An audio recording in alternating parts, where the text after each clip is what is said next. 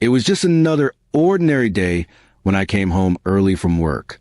I had a strange feeling in my chest. Something didn't feel right. My wife hadn't replied to any of my messages, and her phone kept going to voicemail. I parked the car quietly and walked up the steps to our house.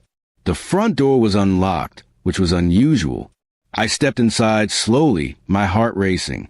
The living room was empty, and everything seemed normal at first. But as I walked toward the hallway leading to our bedroom, I heard faint laughter and soft moaning sounds. My stomach turned. I moved quietly, trying not to make any noise. As I reached the door, I saw it slightly open. What I saw through that small gap crushed my heart. There she was, my wife, in our bed with another man. They were so lost in each other that they didn't even hear me. I felt a wave of anger, pain, and disbelief hit me all at once. I could have screamed. I could have cried, but I stayed silent for a few moments, watching everything fall apart.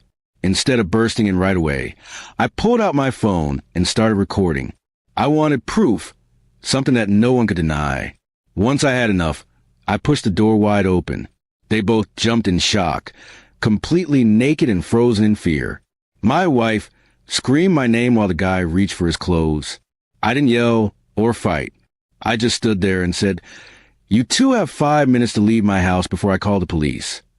My calm voice made it worse for them. My wife tried to speak, but I stopped her cold. "Save it. I saw enough," I said, walking away. They quickly dressed and left in shame, not even looking back. That night, I packed all her belongings into trash bags and left them outside. I changed the locks the next day. I sent the video to her parents, her sister, and even her best friend. Everyone was shocked. No one could believe she had done this to me. I filed for divorce the following week. When she begged me to talk, I refused.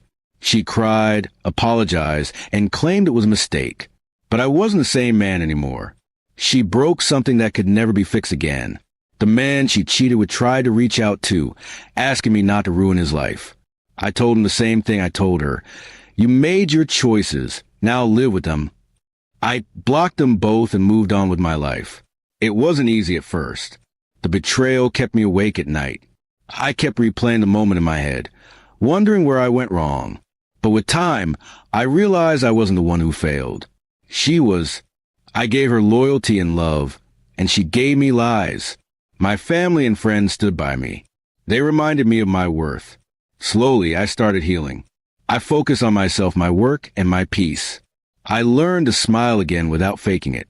Months later, I heard that the guy had dumped her, and she was living with her parents again. She tried texting me once on my birthday, but I didn't even open the message. She was now a part of my past, a lesson, not a memory I want to keep. Sometimes, life gives you painful truths to open your eyes. That day, I lost a wife, but I found my self-respect, and that was worth far more than staying in a broken marriage.